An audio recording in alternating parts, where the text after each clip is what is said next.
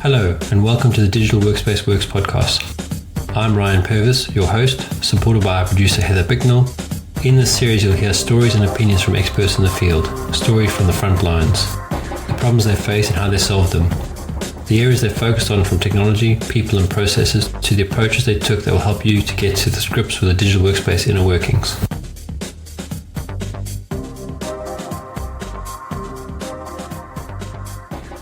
How you doing, Heather? I'm good. How are you? Yeah, not too bad. Not too bad. Topsy-turvy week so far. I was enjoying your article you sent me about the levels of hybrid working and why everyone's at level 2. I think that's a very poignant situation still for a lot of people. Yeah, I thought that was an interesting one, especially since it came out in 2020, but still feels relevant. Yeah. So that was the parent company of WordPress. I don't remember the name of the organization anymore, but they've been remote for a long time. They have like over 1,000 employees, fully remote across like 80 countries. And the CEO has these 5 levels of remote working that he talks about, and how most organizations are at the level 2, which is where you're trying to recreate the office, but in a remote way. Yeah, and that's usually where everyone gets frustrated, because they've been treated again like factory workers, but they're working from home and they've got no flexibility. I mean, that's what I was feeling when I was reading that as a level 2. And I like that asynchronous working is the top of I think it's top of the pyramid, which is near the top, which I think is the key place to get to. Yeah, I think that was either 3 or 4. I didn't understand the fifth level. It was a little fuzzy to me, but I think async that's where you really get the flexibility. So level 2 is recreating the office. Level 3 is adapting to the medium. So using shared documents and charts as well as better equipment to harness remote work. And then level 4, which is asynchronous. And that's where you give people, you're not, maybe just talking about the recreating the office, which is, everyone's going to be in the office at the same time. Everyone has to leave at the same time, and all your meetings happen, in that period. Whereas, and I suppose the difference between level 2 and level 3, which is adapting to the medium, is you're still emailing around documents. You're not using some of the more common collaboration tools like a Miro or Google Workspace or Office 365, those sort of things. And then asynchronous is where you are not in sync with everyone else necessarily. And I guess this is the difference between recreating the office and not, is that if, yes, you'll have overlaps, and that's okay, but you're giving people time to do work at their own value time, which could mean, and like in my case, either I'm up at 4 a.m. or I'm working till 2 a.m., but I'm not necessarily needing to be on the phone with everyone at that time, and I'm sending messages when I'm doing that stuff, but I'm not expecting answers straight away necessarily. And then Nirvana is kind of where everyone is doing it the same way, because you still have people that are in different levels too, I think, which is he doesn't really articulate in this diagram, but there are some people that are, in inverted commas, old school, who are, if you're not online at 12 o'clock in the day, then you're not working, versus those that are like, well, I've got the work to get done, it's results orientated, and you'll have it by Friday because I'll get it done by Friday. Yeah. I actually think, in addition to people kind of working at different levels of this, I think, at least for a lot of organizations that were pretty far along with work tech before 2020, when everyone went remote, I think are more in the, I would say a 3.5.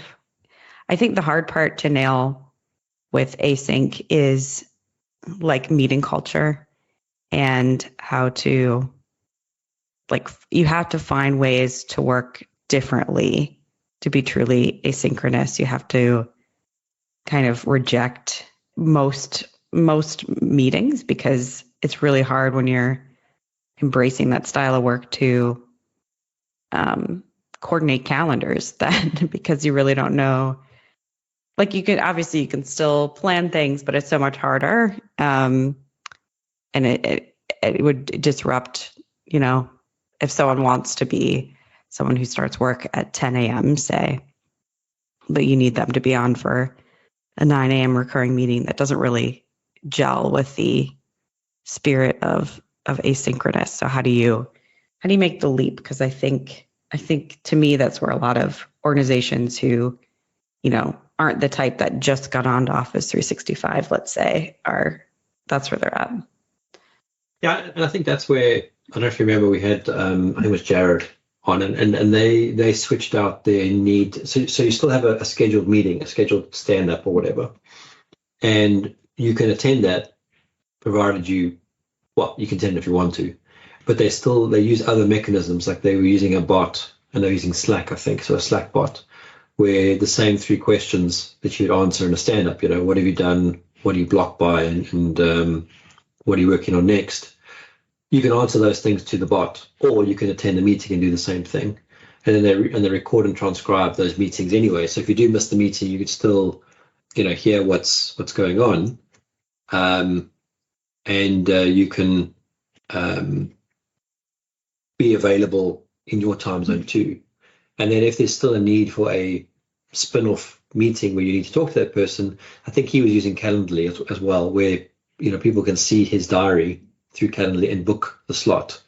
And as long as he's keeping his time zones up to date, they can look for the overlap. Now, obviously, this is not a necessarily perfect situation. I mean, if you're in the East Coast United States and you need to talk to someone in Sydney, there's a very small window of overlap. Someone's going to be inconvenienced. But if you typically like me, who's plus or minus 4 hours from the UK, you can fit that in. Even plus or minus 6 hours, you can fit that in. It just means either an early morning or late night or a late afternoon call, depending on the thing. So I think that's pretty constructive way of handling those things. Yeah, no, that makes sense. I did think it was interesting. WordPress talked about how they're basically, the way they've distributed the team across 80 countries, they are like a continuous machine. It's like someone's always working instead of having more of I think a lot of teams are distributed and might have like pockets here and there, but it sounds like they're extremely distributed, which kind of does give them an interesting, the full clock is they always have people working in a very, I guess, across more time zones. So I don't know. It's interesting to me that they called that out as part of their success model. Yeah, and I think that that's a very important thing to factor in. And it's a nice thing when it works, but it's not always possible, if that makes any sense. So when you're doing, if you think about an incident process, so you've got a support team and you're dealing with, and let's keep it very simple. Let's say it's an internal incident. So a critical service is down, cloud service, email, whatever it is. You can have that scenario where, and it's the follow the sun model, where the support in Asia picks it up first. They hand it over to the UK, who hands it over to the US as the time goes, and there's handovers and there's people involved, and they're working their normal day shift, and it's really an information exchange. And the tools work really well for that. You have a persistent chat tool, Teams or Slack. You have a channel dedicated to the issue. Prior to persistent chat solutions, they were using emails backwards and forwards and email chains and shared mailboxes. But persistent chat's been around for a while, even with Skype and Skype for Business, and that helps because then there's a flow of information and you can see what's going on. And some of the ITSM tools are also geared for that. And there'd be a bridge call, and this is in the days before Skype for Business and stuff, which would just be a telephone number everyone dials into and you stay on the call. Now it would be a Teams or a Zoom call where people are joining the call as they need to, and it'd be linked back to whatever it is. So in that scenario, that sort of follow the sun thing works quite well. When you're doing it with an engineering team who's building code and stuff, you typically it does work, but you have to get it to a level that interdependent work is well known and people are aware of if their component will affect somebody else. Now, you can also do that by function. You could have your testing team sitting in one time zone. You could have your developers sitting in another time zone, and that sort of thing. But that's where you can run into the timing challenge, where if your testing team is sitting in Asia and your development team is sitting in the UK, and Asia is now waiting for the next piece of code, and that piece of code would fix it to that code, and that person's only coming online in the UK time zone, even the US time zone, you might be losing a whole day for a testing team if there's nothing else to test. Now, the agile methodologies in theory should mitigate that, especially if you're using something like Kanban, where you've always got to make sure, there's limits to how much will be in each stage, but you've always got to keep that stage full. And they're putting work in, testing's putting work in. But sometimes that order of precedence needs to be thought about to where you put people in, and depends on the company and how you want to set things up. You might have engineers and testers in each region, and you're trying to consistently feed the pipe with work to be done. But I always liked that scenario where you've got someone working somewhere in the world. It just feels like you're not wasting time. Mm-hmm. But you got to be aware that there's going to be stages where someone's not going to have something to do because of a time zone person not in sequence with them. It does make collaboration more challenging for sure. Yeah. And especially if you want to, I think that's where the asynchronous part and work boundaries can become tricky as well. It's if you would really like a piece of information from someone, it's past 5 in their time zone, but maybe it's not like midnight, right? Like they're probably still awake, whatever time zone you're looking at. You might still send them, a Slack or Teams message, and they may or may not reply to you. But that's where it can kind of extend the day, depending on how you like to work or willing to work, to kind of make up for some of that lost collaboration because the time zones are difficult to bridge. Yeah. And I think that comes down to a cultural thing too, in the sense that you are not fixated on everyone being available. And I mean, my email signature has this as well. I completely support flexible working. So if I send this email now, I don't expect you to respond to it now. Now, in the case that something is urgent, then you might go to another channel. You might do a WhatsApp as opposed to an email, or you might do Teams or Slack. And this comes down to relationships. And I think this is where people still need to talk. They still need to do video conferencing if they can't meet face to face, or at least do meet up some point. So you build a relationship, and then you can gauge how successfully you can breach those boundaries, if you like, with someone because you know them. And I'm working with some guys now with young kids. I know if I send them a message 3 o'clock in the morning, I may get a response because they might be up with their kids. And then if they respond, then you got to kind of weigh up, are you now creating a bit of anxiety because you've now started a conversation with them because you're awake and they're awake, and they're like, got their kid on their shoulder while they're trying to get it to sleep, and you are now asking questions. So, you got to try to be aware of that sort of stuff. But, if someone answers you, then, you've been hooked. It's like going on holiday and you check your email and you reply to one email and you're hooked. Now people see that you're online. So these are things that you've got to be mature about and be aware of the hooking. So there was one more point from the article that I thought was really interesting that doesn't get talked about enough, I don't think, but it's what persistent notifications, what like nonstop email checking does to your brain. So the article says, aside from the obvious and massive benefit of giving knowledge workers time to think, create, and get into the flow state, a psychological state whereby we're up to 5 times more productive, according to McKinsey.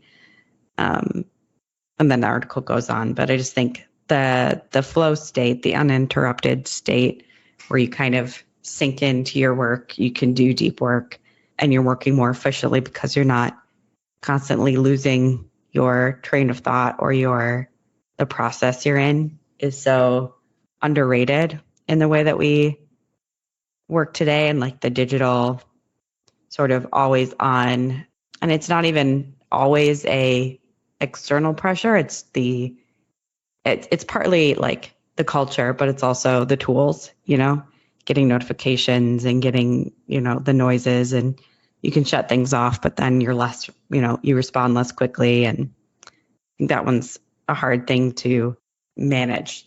And I think a lot of people, myself included, don't get enough of that deep work time because it's hard to sync away from the tools and the notifications and the flurry of things that are going on. Oh yeah, look, speaking to the converted here, I mean, that is my biggest challenge. And I mean, I go through phases where I delete apps off my phone because I know I'm just getting pulled into these things. If you remember that book, Make Time, they call them infinity pools, where you get pulled in and then you get stuck with them, and you just, and it becomes a hand habit. You pick up the phone every morning at the same time because now you're checking, what's happened. You want to get a thing in before the day starts because you think it's important. You don't want to miss anything. Meanwhile, you're actually just creating this thing where your brain now wants to be stimulated every morning by checking your phone for whatever's going on. And you've actually got to delete. I mean, I'm trying it with focus mode at the moment. It's not really working, but you want to actually hide all those things until a certain time of the day. Say 11 o'clock, for example. And then you check your email, then you check your messages and all that stuff. And ideally, what you really want is to only be notified of a really urgent message. If something's happened to someone, that kind of emergency. And I think that's potentially where some smart AI algorithm needs to come into play. Save us from ourselves with some automation. Yeah, exactly that. I mean, it's just a case of you need a filtering mechanism. And I'm doing this in a way, I've got a daily email that gets sent out at midnight. And that email summarizes my day, my meetings for the day. So when my wife asks me, what is your plan for the day? I'll say, these are the meetings that I have. And that extract includes any family stuff as well. So if my kid's going swimming or whatever it is, it also helps me to see, at 3 o'clock today, I've got to go and take my son for swimming, but I've also now got a project meeting at the same time, which I hadn't seen come into my diary overnight. At least gives me a couple hours to try and move it or make plans or anything like that. So it's just because I find the minute, like especially with the Outlook apps, the minute you open Outlook to look at your calendar, you've got your email right there.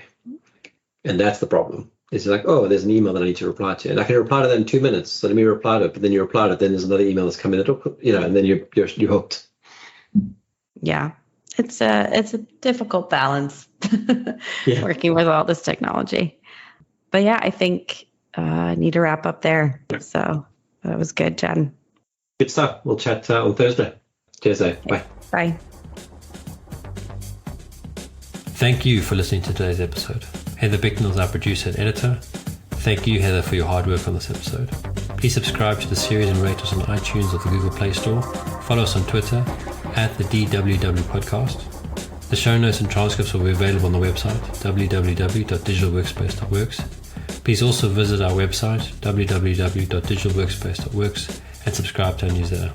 And lastly, if you found this episode useful, please share with your friends or colleagues.